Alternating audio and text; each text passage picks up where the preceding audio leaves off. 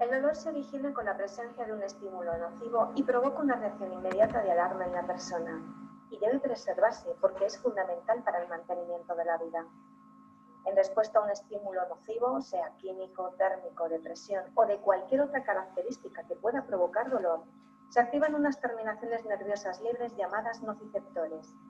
Estos van a actuar como receptores de esa información nociceptiva y la van a transmitir al sistema nervioso central a través de fibras nerviosas de tipo A delta y C.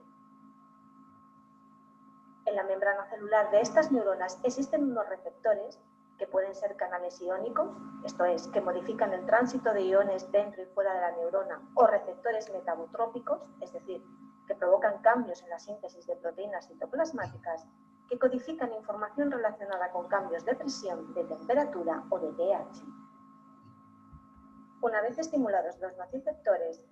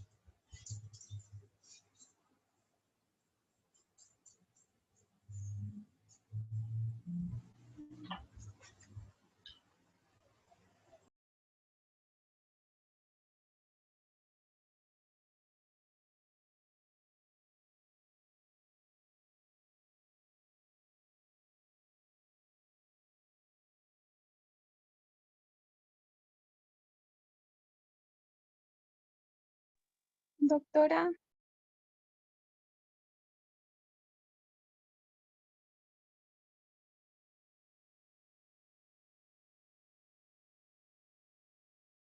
Doctora, no hay audio, no se escucha. ahora no se escucha. Células del cuerpo humano. Ahora, Cuando se produce una activación del sistema inmune, este ácido araquidónico se desprende ahora Sí, escucha. doctora. Sí. Hace rato no se escuchaba nada. atacado por unas Lo voy a enzimas poner denominadas que origina con la presencia de un estímulo nocivo y provoca una reacción inmediata de alarma en la persona, y debe preservarse porque es fundamental para el mantenimiento de la vida. En respuesta a un estímulo nocivo, sea químico, térmico, de presión o de cualquier otra característica que pueda provocar dolor, se activan unas terminaciones nerviosas libres llamadas nociceptores. Estos van a actuar como receptores de esa información nociceptiva y la van a transmitir al sistema nervioso central a través de fibras nerviosas de tipo A delta y C. En la membrana celular de estas neuronas existen unos receptores que pueden ser canales iónicos, esto es, que modifican el tránsito de iones dentro y fuera de la neurona, o receptores metabotrópicos, es decir, que provocan cambios en la síntesis de proteínas citoplasmáticas, que codifican información relacionada con cambios de presión, de temperatura o de pH. Una vez estimulados los nociceptores, estos provocarán cambios en la carga eléctrica de la membrana neuronal, lo que resultará en la propagación del estímulo nervioso hasta la asta dorsal de la médula. Allí se libera glutamato, un aminoácido excitador que se unirá a un receptor localizado en una neurona postsináptica que transmitirá la información hacia los centros superiores del sistema nervioso central, llegando al tálamo y a la corteza cerebral. Desde estos mismos núcleos superiores se ponen en marcha vías descendentes que llegarán de nuevo a la asta dorsal de la médula y liberarán sustancias endógenas inhibidoras que actuarán modulando la transmisión del estímulo, es decir, la cantidad de información que será transmitida desde la médula espinal hacia los centros superiores.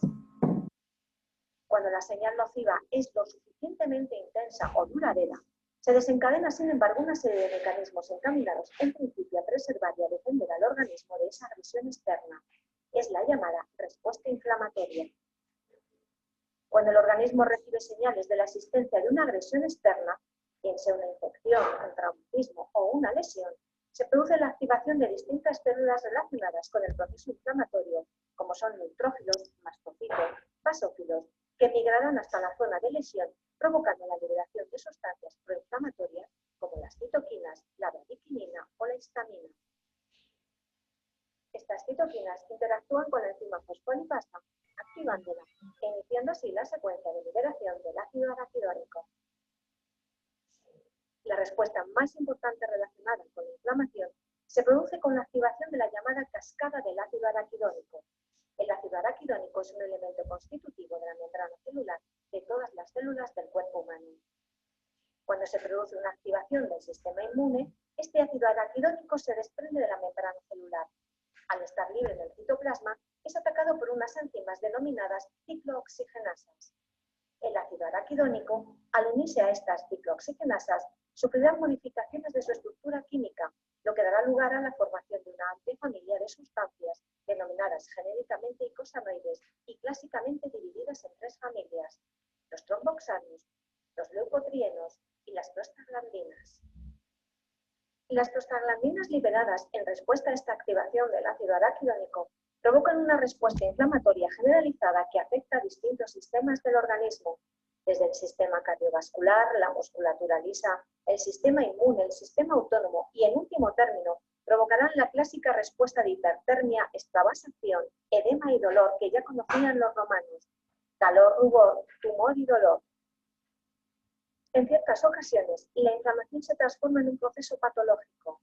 En este caso, el dolor crónico ha perdido su función de defensa para convertirse en una entidad que no aporta nada al proceso curativo, generalmente al contrario suele ser un freno, y que empeora la calidad de vida y aumenta el sufrimiento del paciente.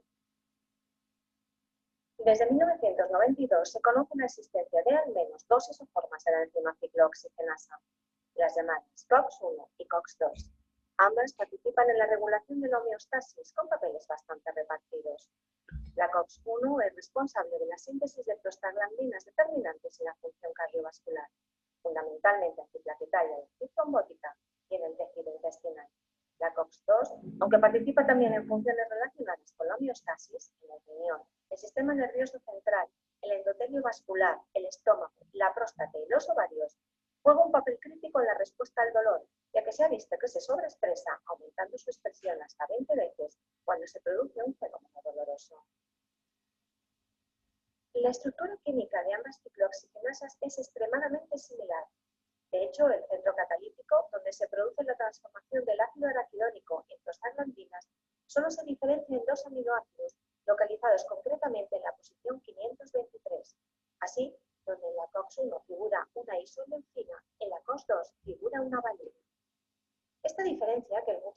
partículas podría pasar incluso desapercibida, tiene una repercusión determinante en la estructura de estas dos isoenzimas.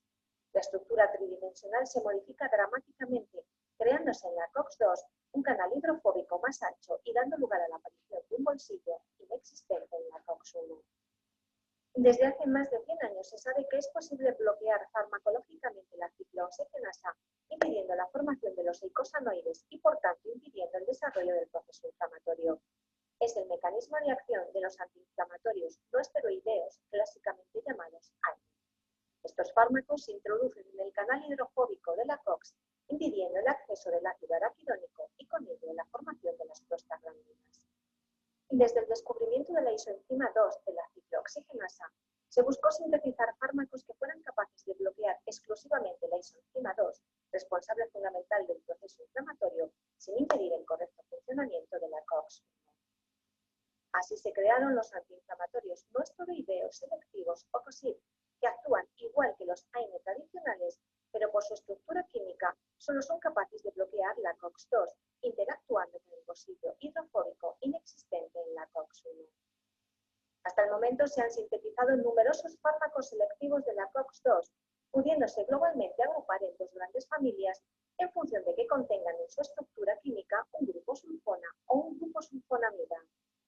Por el momento son estos últimos los derivados sulfonamida y en concreto celecosib el que ha demostrado un mejor perfil farmacológico y el único autorizado y comercializado tanto en Europa como en Estados Unidos.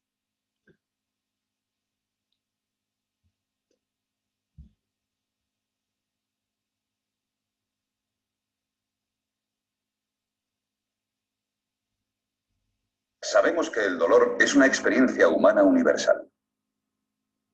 Ahora sabemos que el dolor se produce 100% en el cerebro. Esto incluye todo tipo de dolor, no importa cómo se sienta. Punzante, sordo, fuerte o suave. Y sin importar la duración, puede sentirlo durante semanas o meses. Es el dolor agudo y es común en lesiones tisulares, como en problemas de espalda o esguinces de tobillo. Y generalmente te animarán a permanecer activo y a volver gradualmente a tus actividades, incluyendo el trabajo. O puede que lo hayas tenido durante 3 meses o más. Es el llamado dolor persistente o crónico.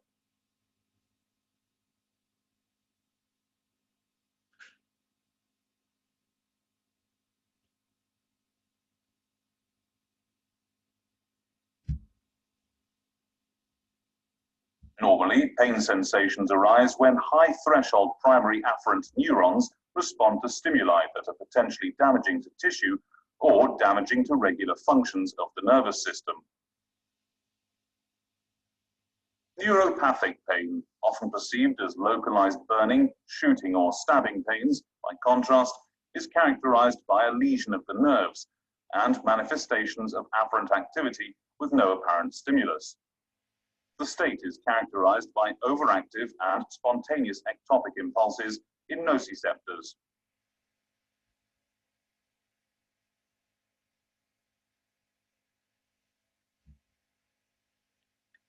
Dolor nociceptivo.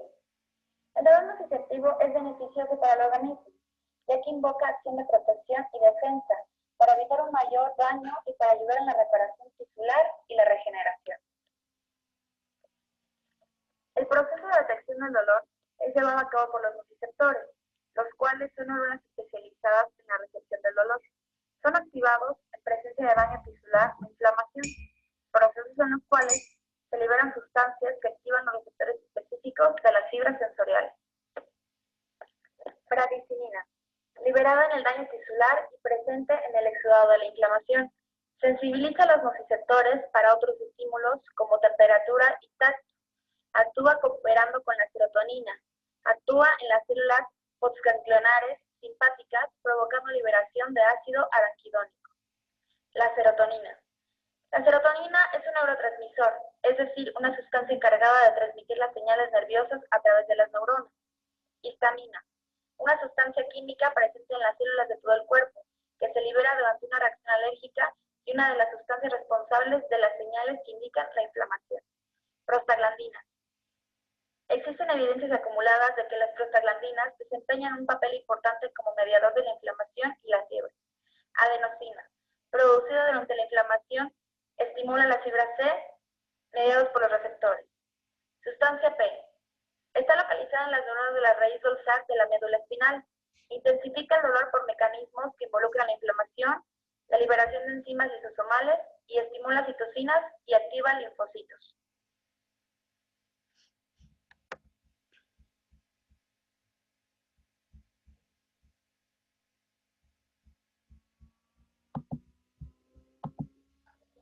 Como puedes ver, hay una cabra en el techo de este lugar.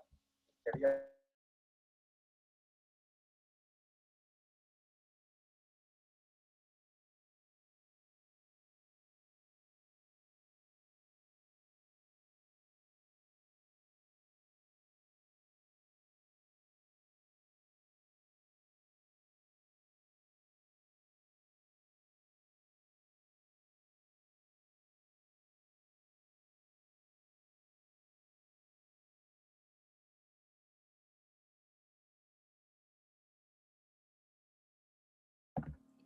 Bueno, es como un repaso ha sido ese video para lo que hemos visto en la anterior sesión.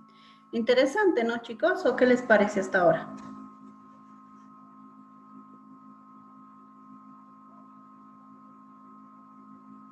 Sí, doctora. ¿Ya están llevando farmacología ustedes? No, no todavía. No todavía, doctora. Patología. Patología, sí. En patología ahí está, ¿no? La inflamación aguda al principio, en el Robbins. Y ahí es donde nos habla mucho sobre la COX-1, COX-2, la inflamación, cómo se produce, las fosfolipasas y todo eso que como médicos tienen que dominar, ¿no? Entonces es un repaso a todo lo que es también una inflamación aguda, inflamación crónica también hay.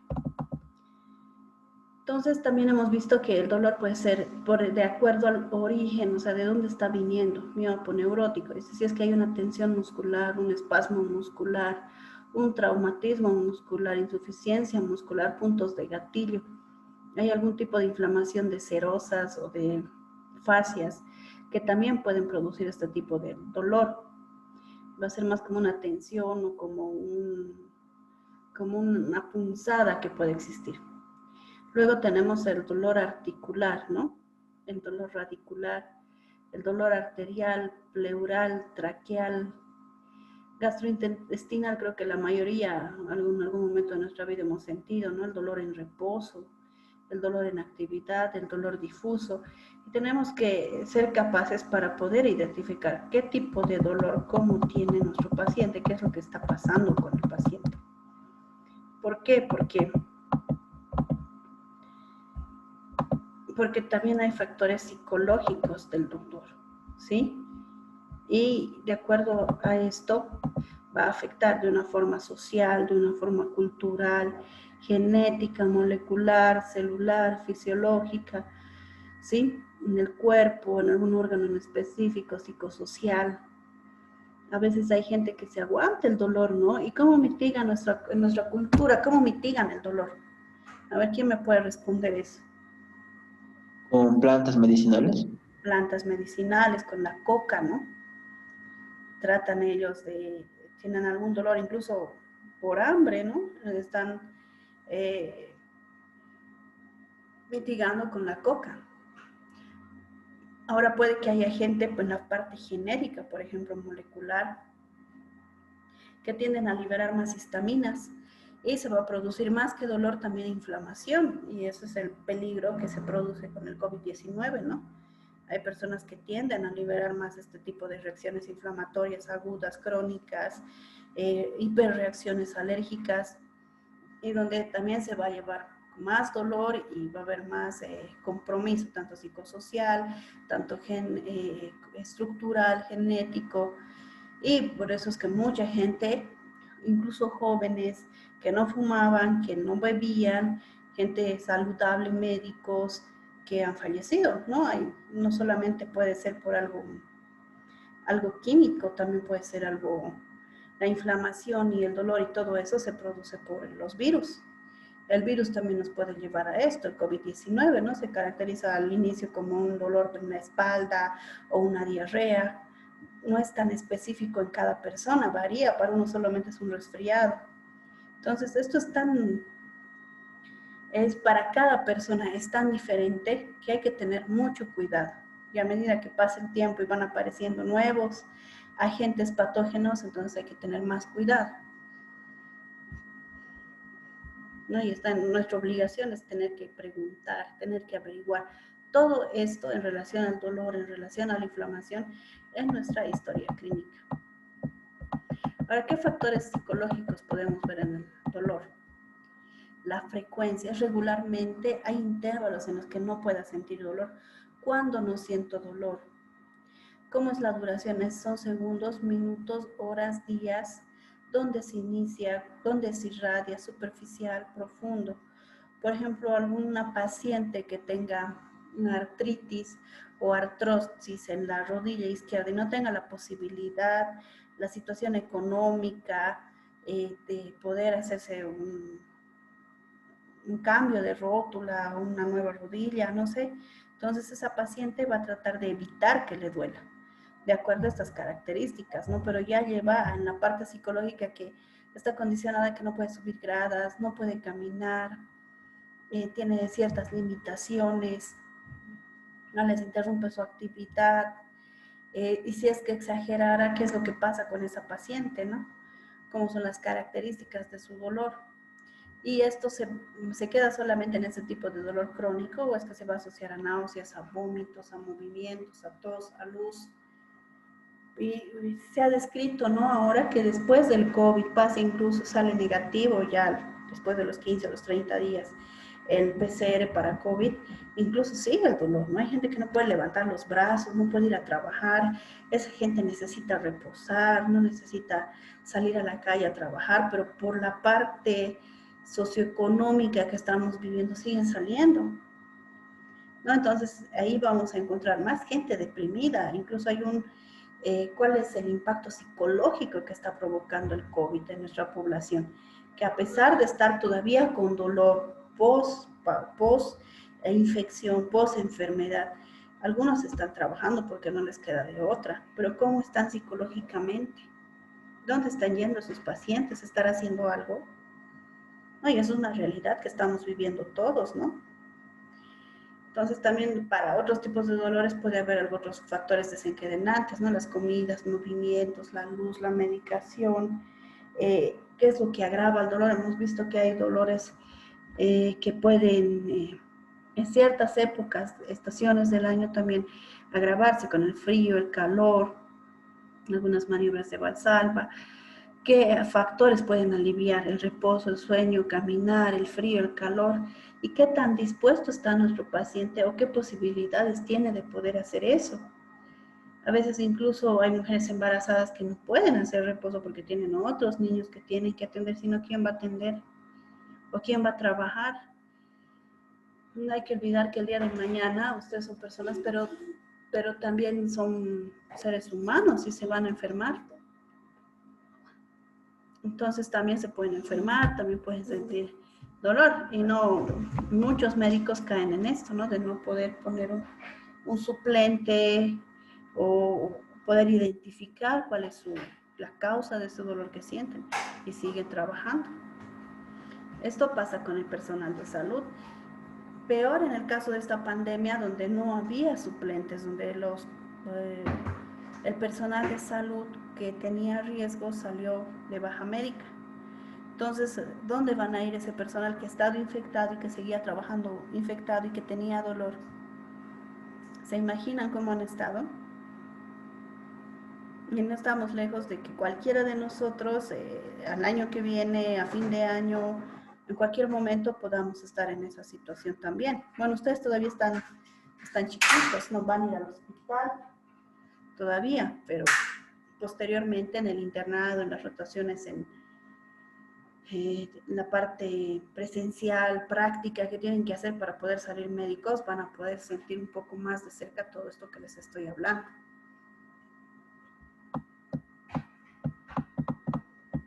Entonces tenemos que ser capaces de hacer una evaluación del dolor, la parte vascular, la parte neurogénica, la parte musculoesquelética, la parte emocional. ¿sí? Cómo va a ser las características en cada lugar, por ejemplo, en la parte vascular, es palpitante, es pulsátil, es como latido, ¿qué es lo que está pasando? En la parte neurogénica es de cuchillada, es punzante, quema, hay un calor intenso, hay un pinchazo, un pellizco, un músculo esquelético como una herida, está pesado, sordo, angustioso. Y tenemos que ayudar a que nuestro paciente nos pueda hacer una buena interpretación, ayudarle, porque normalmente ellos dicen, me duele, pero no saben explicar. Entonces ahí está la parte, ¿no?, del médico que tiene que poder aplicar la semiología, poder aplicar la entrevista, la relación con el médico-paciente para poder interpretar, poder hacerse entender. Y el dolor es uno, como les decía, uno de los síntomas, una de las enfermedades que sí o sí vamos a ver en cada paciente.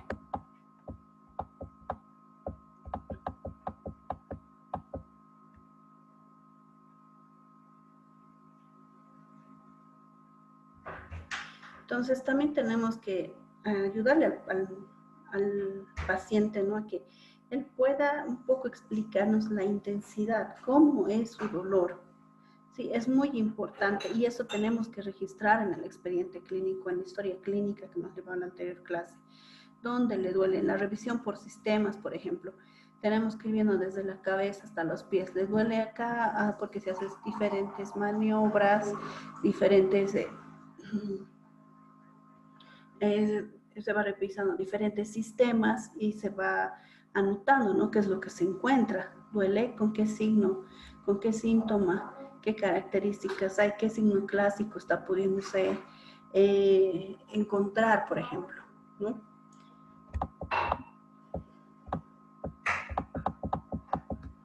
Entonces, en el dolor crónico, lo crítico es que este paciente con dolor va a tener una, como decían, es multidimensional, en un área social que le va a afectar, un área psicológica, no tiene una calidad de vida. Los familiares como que ya se hartan también, ¿no? Ay, que me duele aquí, me duele allá, que hoy día amanecí peor. La parte asistencial, los mismos médicos ya no saben qué más hacerlo, no lo pueden internar. Un paciente con fibromialgia es un paciente que sufre bastante, que no encuentra la cura y tiene que tener hábitos, tiene que cambiar costumbres. Fuera de eso, igual el frío, el ambiente, la tensión. Entonces es complicado para que este paciente pueda salir adelante, ¿no? A pesar de eso, se ha ido viendo que existen tipos de antiinflamatorios más específicos, ¿no? Y que dependiendo de la especialidad van a poder llegar a recetar. Y también dependiendo de nuestra área, nosotros no podemos agarrar y recetar ciertos medicamentos. Pregabalina, por ejemplo, tiene que recetar el reumatólogo. En alguna crisis aguda, en una emergencia que estemos trabajando, sí, pero tenemos que referir a ese paciente. Es un pecado que yo me tenga un paciente con dolor crónico. Tengo que tratar de encontrar cuál es su causa, referirlo al neurólogo, ¿sí? Y no es que el paciente en la parte laboral también a veces no les creen, no tienen su baja médica, y es un paciente que sufre, ¿no? Entonces tengo que referir al paciente al área que corresponde para que pueda tratarlo de mejor manera, tanto la parte al neurólogo, al reumatólogo, al especialista del dolor también, porque hay pacientes que tienen cáncer, ¿no?, que tienen que ser tratados. La idea es que el paciente tenga una mejor calidad de vida. Si es que no se puede erradicar el dolor de por sí porque tiene un cáncer, pero es que tenga una mejor calidad de vida, ¿sí? Porque son todos estos aspectos que le va a afectar: social, psicológico, familiar, asistencial, biológico. Y aquí no está ni siquiera la parte, dentro de social puede estar la parte laboral. Hay que ver que este paciente también sea productivo.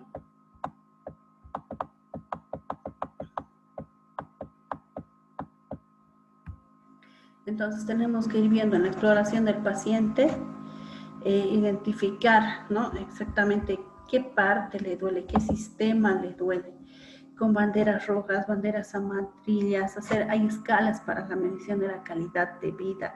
test de discapacidad, escalas de depresión y ansiedad. Y esto tenemos que ser capaces de poder aplicar, ¿no? Si nosotros como médicos generales no lo podemos hacer, está el médico laboral, por ejemplo, que va a aplicar este test de discapacidad. Estas escalas de depresión y ansiedad lo puede hacer el psicólogo. Entonces ahí radica en que tengo que referir a mi paciente, pero para poder referirlo tengo que poder identificar al paciente, ¿no? Es un paciente con dolor agudo, con dolor crónico. Si es agudo necesita cirugía, me refiero a cirugía. Si es un paciente crónico, nunca ha ido al reumatólogo, bueno, pues ya le toca ir al reumatólogo. Necesita tener un reumatólogo de cabecera o un neurólogo de cabecera, ver cómo le va a tratar, porque el tratamiento como médico general es inicial. No me puedo tener al paciente. Tiene que ver a la especialidad porque para eso están. Y hemos dicho que la parte psicológica también es otra especialidad, ¿no? Al psicólogo o al psiquiatra para poder manejar incluso este tipo, a veces con antidepresivos, ya se va bloqueando la serotonina y va disminuyendo también algunas escalas de dolor. Entonces, pero eso ¿quién lo va a manejar? Es el especialista, ¿sí? Hasta acá se entiende, ¿no? Sí, doctora. ¿Cuál es la calidad del movimiento activo? Dice, examen físico del paciente. Y ahí tenemos que valorar, como médicos generales, sí tenemos que tener esa capacidad de poder valorar a nuestro paciente en la parte física, poder preguntar, poder relacionarnos, poder determinar el mapa doloroso que tienen, poder hacer un examen neurológico, ¿está normal? ¿Está anormal? Entonces, ¿qué está pasando? ¿Quién me va a ayudar? Y en medicina ya hemos dicho, nunca trabajamos solos. Es un trabajo multidisciplinario en el que necesitamos de nuestros colegas, de nuestros especialistas, y por el bien del paciente tenemos que acudir.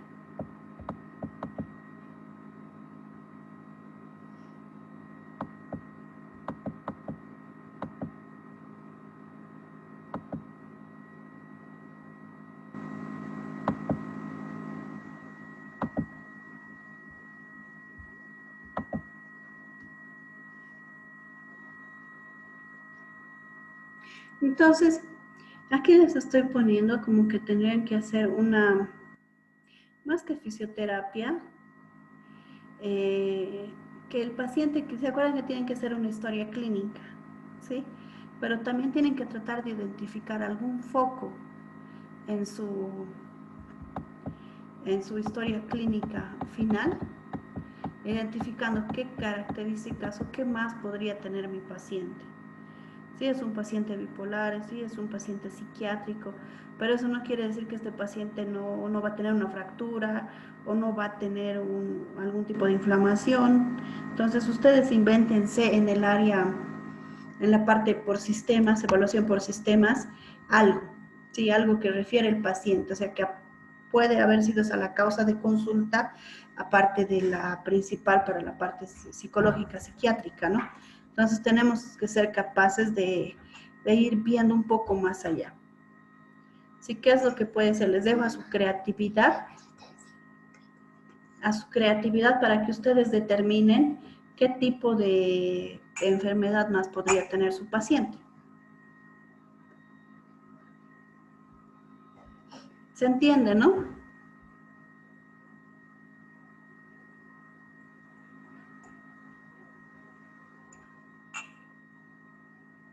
Lo voy a especificar, voy a subir una opción para que ahí suban la historia clínica cada uno que se esté inventando. Ya voy a especificar esta parte del dolor.